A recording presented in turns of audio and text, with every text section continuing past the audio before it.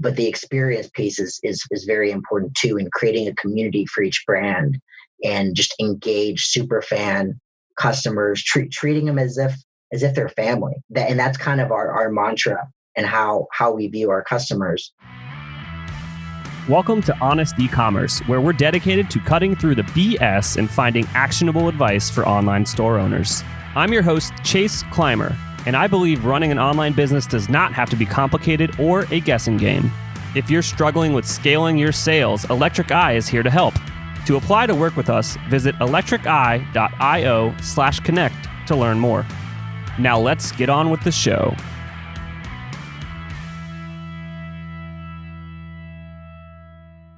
Welcome back to Honest eCommerce. I am Chase Clymer, coming to you from Columbus, Ohio, and today's guest on the podcast is John Roman. He is a serial entrepreneur. John is the CMO and co-founder of BattlBox, along with being the managing partner at Carnivore Club and 6 other brands in the e-commerce space. I feel like he's going to have a lot to share with us today. Welcome to the show, John. Hey, Chase. Glad to be here. Awesome. Where are you calling in from? Metro Atlanta. The suburbs. Oh, nice. I will actually be down there shortly for a wedding. Okay. When? In about 2 weeks from now. Oh, nice. Okay. Yeah. So the weather will still be really good. It'll be a lot better than Columbus, that's for sure. Awesome. So you're managing and you have your hands in almost 8 brands. You know, what led you there? Like, what's your background? How'd you end up in this position? Completely by accident. Not quite, but so my background is business to business sales leadership, typically telecommunications, software as a service companies. And I was doing that. And in 2015, we had a company that we had some shares in that I was working for, publicly traded, was purchased. I got a decent little payday. And I was trying to find some investments and really just try to, in a very, I guess, non-scary way, try to build something outside of working for big companies so that I could eventually not have to do that. And a friend that I went to college with, Daniel Dabbs, we had linked up. I have a Christmas party every year, and he came to that. We were talking, he ran a company at the time that was kind of t-shirts, swag, like marketing kind of material stuff, logos and stuff for companies or actually just individuals. They had a couple locations outside of universities. So the slow time for him was December. He was chatting with me about, I want to do something else. We threw a bunch of ideas around. None of which were BattlBox. It was more kind of consulting ideas. And then fast forward in February of the next year, 2015, he comes up with this idea. His wife was getting a Birchbox subscription box in the mail, and he was like watching her excitement level and unboxing it each month. Went to find a box for him. He wanted to experience this, and he wanted kind of outdoor camping gear. Survival gear, couldn't find one.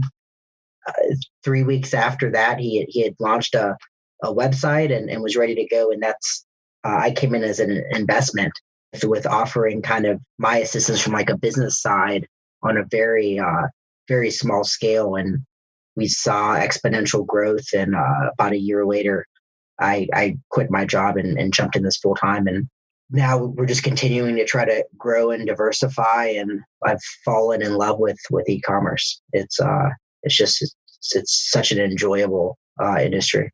I can agree completely. There's just something. I think it's the tangibility of the numbers, and if that appeals to you at all, like you can see where your efforts are helping, or you can quickly see if you've made a mistake and you failed fast and you got to move on from it.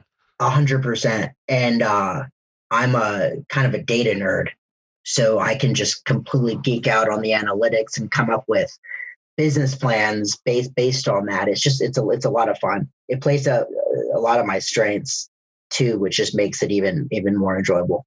Absolutely. So let's go back to the first one. So BattlBox, where did you guys find your initial kind of growth? What was working for you back then? So, none of us really had any e-commerce background at all.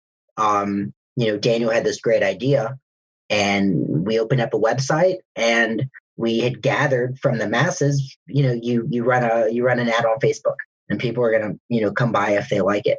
And this is circa 2015, so we're acquiring customers for $4 and $5, which is it was the heyday at that time. It was acquiring customers for that was insane.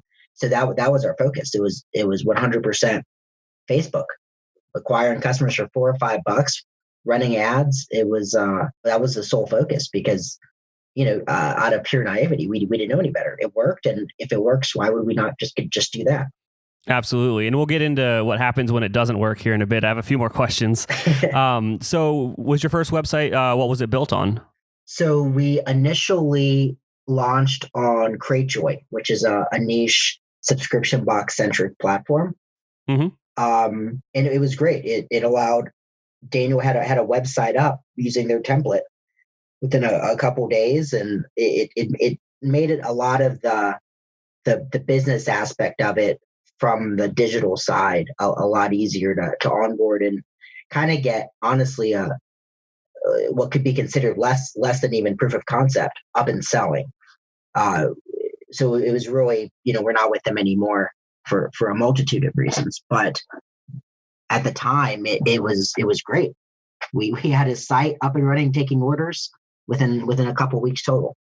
Yeah, I mean, you got to find out whether or not your product had any legs, finding that product market fit. I think that's, I remember Cratejoy. I believe it's still around. They are. Yeah. But I remember when the whole subscription model kind of like got super popular. And a lot of things were launching on Cratejoy, and I think that can test product market fit real quickly, and then just like kind of going to today, I can kind of see parallels because Cratejoy also almost had a marketplace element to it, did it not? They did. And yeah, that was a big thing they were pushing because they were getting a reoccurring percentage of the revenue from each box, so it was a potential great revenue source for them. So they were really, really, really pushing that. Yeah, so I think that's cool. So these days, if you're thinking about starting a business, subscription, Cratejoy might be a good idea, or just to see if your product has legs, throw it up on Amazon. You know what I mean? And if you're seeing the sales there, it means that you are onto something, and then it might be worthwhile to invest in an actual website and building an actual brand. Right, 100% before you dump your savings or a large sum of money. Yeah, test it. You'll find out pretty quickly. Absolutely. So, after Cratejoy, I'm assuming you jumped over to Shopify? We did. So we were with Cratejoy for 2.5 years. We had a combination of a semi falling out with them, we really couldn't, we had kind of outgrown them. And a lot of the things we wanted to offer our customers, we just weren't able to. So we moved over to Shopify Plus, and then we went with Recharge for the subscription billing piece. Hey, you answered my next question. Yeah, we love Recharge. Those guys are great. They feel like when we're working with them, and I have a couple calls monthly with our account manager. It's like he's part of our business. Ask questions like he cares, and gets strategy and plans with us to really try to grow the business. They're my number one recommendation for subscription, as long as it's pretty straightforward. As the further you get away from like the traditional subscription model, you might be trying to fit a square peg in a round hole. Oh, we broke some things for sure. When we went over to them, but I think as long as you can, bring resolution when you break things. But the most important things are going to break everywhere. Things broke on Cratejoy, things break on Shopify. It's how quickly do you respond and how quickly do you get resolution? And what you get from those guys, I haven't seen anything like it. Oh, absolutely. They jump right on it. Awesome. So let's kind of go back though. You were saying you guys were in the heyday, the wild west of Facebook ads. You guys are acquiring customers for ridiculous numbers. So you kind of went all in on that strategy. Yeah. I mean, it was great. I wish I knew what I know today, because I would have, and my partners, Daniel and Patrick, we would have we would have taken every single credit card, every dollar we had, and thrown it to growing the business in 2015 at $4 and $5 acquisition costs. For us, it's gone significantly higher. But yeah, everything was great, just rocking and rolling, throwing up Facebook ads, and it's us throwing up Facebook ads at the time. So this is the first time we've done this. We're probably not thinking like experts in that space with proper audience segmentation and true multivariate testing. We're just throwing up ads and they're working. So we did that. Everything was going great, and we threw some new ones up Friday, Labor Day weekend. So we're several months into the business. Everything is going perfect. And new promotions, all these deals, we're going to blow Labor Day out. So excited about it. Get done with the ads, halfway through the day, and they all go active around like 3 or 4 o'clock Eastern time. We're excited. We're all, at this point, we're still like in Google Analytics Live, like watching people come to the site, seeing what they're doing. Then all of our ads turn off. And shortly after that, we get another notification that our Facebook account has been shut down. And this is at this point like 6 or 7 p.m. on a Friday. So we went from tons of traffic to our site to literally no traffic unless someone was coming back because they had not purchased previously. So all of a sudden we had no business. So it was kind of like a aha moment of what do we do? Can you like translate that to dollars and cents? Like how'd that affect your bottom line? Yeah, I mean, so we were expecting to have like a $30,000-$40,000 weekend, and that's just with first time boxes. Obviously, these guys are going to love the product and stay with us for a multitude of months, some years. So it was kind of oh crap, like we've ordered stuff. Like if we can't figure out advertising at this point, like we're going to have our first like major hurdle trouble. Because we've ordered all this product to put in these boxes, and now we can't advertise. And we were off Facebook. We couldn't get. I don't know if you've ever tried to call and get someone on the phone over there. It's a little difficult at times. So sending multiple messages, using every feature they have to try to like appeal this. We got super lucky, and we had a BattlBox customer that was in our forum that actually worked for Facebook. And was, I don't know, a couple offices or cubicles or close by the manual auditing team that was responsible for like killing ads.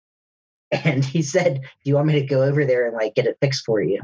And we said, "Yes, please." And I kid you not, like an hour later, we were back in business and back on Facebook as if nothing ever happened. But we were very scared for a solid 5-6 days because we went from top of the world to we're not getting any sales. Support for today's podcast comes from our friends at Simplr, a new way to staff 24/7 sales and customer service on your e-commerce store. It works with your existing email and chat platforms, so setup is quick and easy.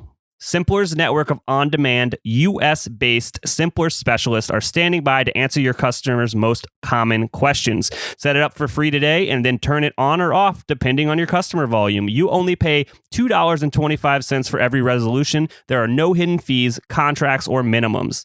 Close more sales with Simplr by staffing your email and live chat around the clock with Simplr specialists. Start your free 7-day trial at simplr.ai/honest. That's simplr.ai/HONEST. So let's kind of like break this down to the lesson learned. Is you were putting all your eggs in that one basket, and 100%. And then the basket disappeared. Yeah, and then we were putting all the eggs in the basket, and they took their basket with our eggs in it. It was absolutely brutal. But you're right. There was a huge lesson learned, and it was one that, in retrospect, in hindsight, is common practice for us now for any brand, anything we're involved in. But at the time, just due to naivety, we didn't know any better, and that's just diversification of your lead sources. Like you have to have multiple lead sources. You can't be dependent on one, because things happen.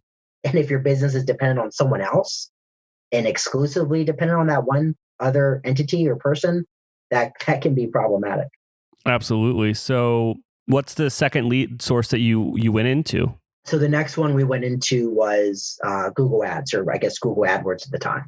Absolutely. And you started splitting it up, the traffic sources and Yeah, started trying that. Honestly, when this happened, it was Google Ads, but then it's right away, okay, let's try Twitter. Let's try Reddit. Let's try Pinterest. Let's try everything. And we knew some stuff wasn't going to resonate, and it wasn't going to work for the right demographic we're targeting. But let's try everything. Let's find as many different lead sources that are profitable, that they give us either the return on ad spend or the customer acquisition costs we're comfortable with, that's profitable, and let's keep it diversified. And we still keep it diversified. We typically have between 5 and 6 lead sources now at all times active, and none of them are. There's ebbs and flows when we hit an amazing ad and we're able to scale it, but for the most part, we try to keep them all pretty equal in their results and performance. Awesome. And so what was the leap from going from, focusing on BattlBox to kind of, bringing some other brands under the umbrella? Sure. So when I made the initial investment to be a part of BattlBox, it was in the agreement, in the contract, was that I wanted to better understand the business model of the subscription box piece. And if it was successful, we wanted to kind of stamp it out and replicate it a couple of times. So that was the next step. We launched in December and January, December 15, January 2016, we launched first barbecue box, which was a monthly subscription box for barbecue connoisseurs, sauces, seasonings, rubs, recipes. And then the next month we launched Spartan Carton, which was a fitness centric workout gear, workouts, supplements, protein bars, stuff like that. So we launched both of those pretty quickly, just to try to test, hey, is this business model that more than just kind of the subscription box business model, but really our roadmap and our strategy of how to launch one of these, was it correct? So we launched both of those in short order and had them until June of last year, when we sold both of those businesses. So in managing multiple e-commerce brands at once, I'm sure that there was a lot of lessons learned, and just especially with the different types of audiences in the way that you were acquiring them with paid advertising. Pretty sure there's no better way to learn the ins and outs of marketing than running your own business. Yeah, no, I feel like in these past 4.5 years, I feel like I've gotten the equivalent almost of a master's in marketing. Like I've just went from knowing really nothing to forced learning. But it's crazy when it is business, when it is your livelihood, when you've got to figure it out, and it's interesting and engaging and you're enjoying it. It's crazy how fast you can kind of sponge everything and just learn. And we're still learning. I try to learn something new pretty regularly, and I do. So with kind of the business growing over time and the brands growing over time, when did you guys kind of take your feet off the gas and like kind of start bringing in consultants? Like what phase of the business were you guys like, all right, well, we know this works. We need other people to run this so I can focus on either, building a new brand, testing a new model. When did that happen? How big were you? What was going on? So right when we hit for BattlBox, when we were projecting, so our first year, I think we did like 4.5 million. The second year, 2016, launching the other brands, about halfway through the year, we were projecting an 8-figure gross revenue number that year. And we were all kind of burning the midnight oil, but there was so much oil to burn, like we were spreading ourselves too thin. So yeah, we had to identify, what's something that we're comfortable finding experts on, and what do we think that we're doing okay, that then maybe someone else can do better. Someone smarter and can do a better job. So the first thing we started doing was outsourcing some of our marketing. So we took paid advertising, about 80% of our social content, and then some tech at the time, just like connections and integrations, and setting up some automation. So we outsourced all of that to an agency. Same agency was doing everything. Absolutely. And that allowed you to focus on kind of the things that you were uniquely qualified to do, I guess. Correct. Let's focus on the things we're really good at. So we did that, no longer using the agency. As we've grown, we've brought some of those services in-house because we feel that we can do the best job now. Yep. We still keep advertising out separately. We actually were planning on bringing it in-house and had a game plan for that earlier this year. And a good friend of mine who I've known for actually a few years, but never thought it made sense to use his services. We ended up using his services, a gentleman named Brent, and company Stealth Venture Labs. So we go to them, and they manage all of our ad buying, advertising. Absolutely. So a question about, how you cut your teeth, you had to learn all this stuff. Do you believe that you're better off as a business owner doing it yourself and then hiring someone to do it for you? I think so.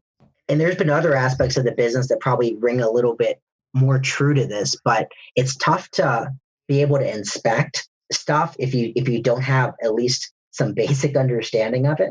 Not that you shouldn't trust people and just let numbers speak for themselves, but sometimes it's you want to be able to look at a side of the business, and even if it's outsourced, you want to be able to make sure that they're doing a good job.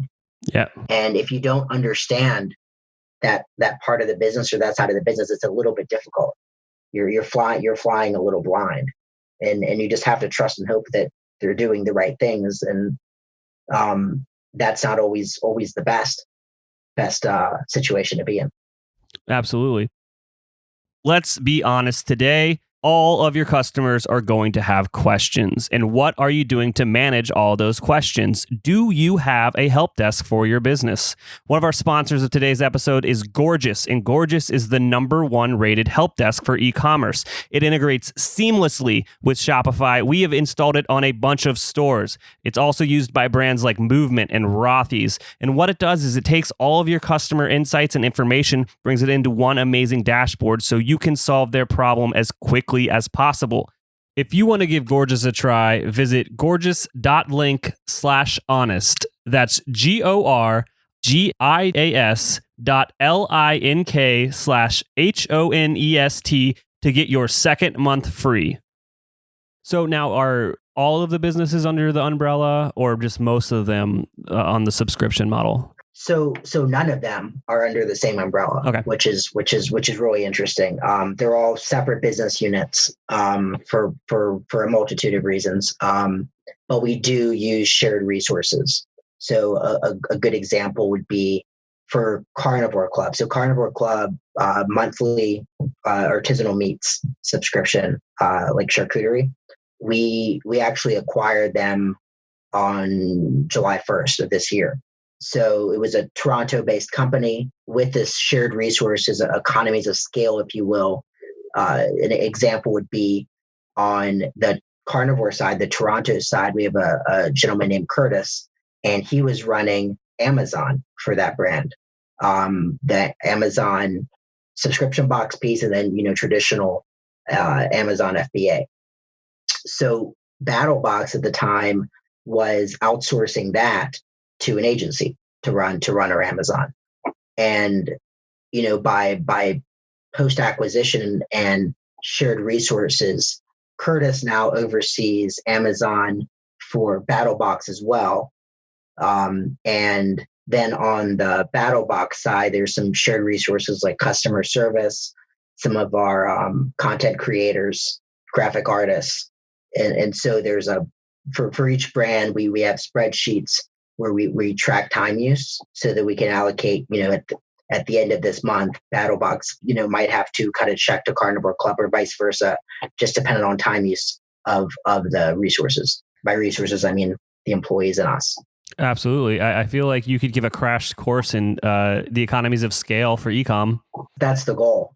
We were able to, and so we're actually in late stages of acquiring a couple more subscription boxes, and that's what we're doing now. We look at their P&L and balance sheet and all their accounting docs, and then, we're able to see, okay, so last year this was their EBITDA, but with economies of scale, with this model, we can take, maybe their EBITDA was 400,000, and we can say, okay, day one alone, we can get it up to 600, 620, and then over time, we know we can get it up to something else, and at the same level with the shared resources of this future subscription box, they might be able to impact the EBITDA of the other brands too. So it's again, I think I'm getting a master's of that as well in the past year.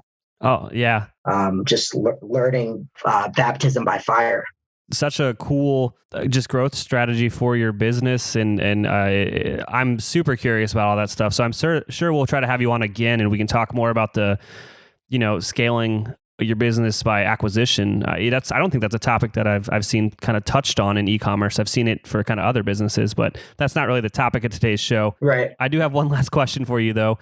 With most of the businesses being subscription, I think one of the biggest things with subscription is churning. You're losing customers. People are only there for a couple months.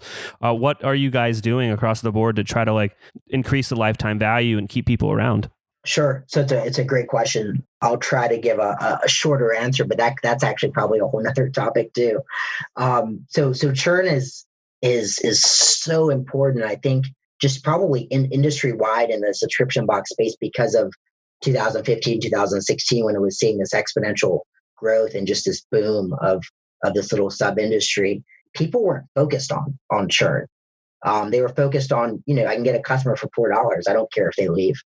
And obviously now with the exponential growth, not really, there's still growth, but it's just not the same anymore. This little sub industry, the market has kind of gone back to a little bit more of reality. Paying attention to churn is huge. So I think it boils down to a couple of things. One, and this is for all of our brands, we're not just putting items in the box. There's so much more to that. It's about the customer experience, and that's important. Yeah, obviously the products matter, and putting high quality products that have value in there. But the experience piece is very important too, in creating a community for each brand and just engage super fan customers, treating them as if they're family. And that's kind of our mantra and how we view our customers for all brands. So that's very, very, very key. The other piece is the more math side. So, there's churn, but a chunk of churn is also passive churn. So you can do everything right, but you lose these people because the credit card on file didn't work, and the automated email that we sent went to a spam folder, and they just don't even know, and out of sight, out of mind, they forgot about it. So it's actually been a big focus for us last quarter and this quarter. So for BattlBox, I'll toot my horn a little bit. We have our total churn at right at 4%, which typically in the sub box industry, everybody's kind of around. The good brands are typically around 10 to 12. If you're under 10, you're doing something really, really well. So the way we got down to it was one, making sure that it wasn't just a great product, but we're also giving the customers great experience, and they're part of this community. But the flip side is we put some automation in place. I know you chatted with Kristen earlier this month from Churn Busters. We implemented their product. We have certain parts of that journey with Churn Buster where it kicks an additional ticket off to our customer service team, so they can take a look and see if a actual phone call reach out makes sense, or a text, or maybe perhaps another email. So breaking on the math side, breaking it down into there's a churn because we did something that made them want to leave, and then breaking it off into the passive churn as well and attacking both of them at the same time was really beneficial and kind of helped us get the number down like it needed to be. Awesome. That was great advice. And I'm glad to see that Churn Busters is out there in the world working for people. Yeah, no, we're very, very pleased with them so far. Awesome. Well, is there anything else that you'd like to share with the audience before you go today? Yeah, Chase, it's one thing that it's probably a takeaway. And I think those are very, very important. Going back to when we were talking about the diversification of lead sources. So, our average demographic for BattlBox is 24 to 44. And we don't, so with that age group, the amount of users that are on Snapchat, for example, are not very high because it's typically, there's not a lot of 30-year-old and 40-year-olds on there. So when we were trying to find all these lead sources, we tried everything. We tried Snapchat and it wasn't performing well, right? Big surprise is the age dem is just not there. But what we found was, and Snap is actually a part of our 6 sources we use right now, but we don't use it in the traditional prospecting like you would on Google Ads or Facebook. We had the pixel placed on our site and we use Snap purely for retargeting. So it's just part of that multi-platform touch that gets the customer, towards actually purchasing. So it's the takeaway is, if you're not having luck on a certain platform, you can always attempt that platform, maybe just for retargeting and reprospecting, purely just as another touch to try to get that prospect over the hump and to buy. Awesome. Thank you so much for coming on the show today and sharing all these insights. And I absolutely will have you back next year. Chase, thanks so much for having me, man. Really enjoyed it. I cannot thank our guests enough for coming on the show and sharing their journey and knowledge with us today.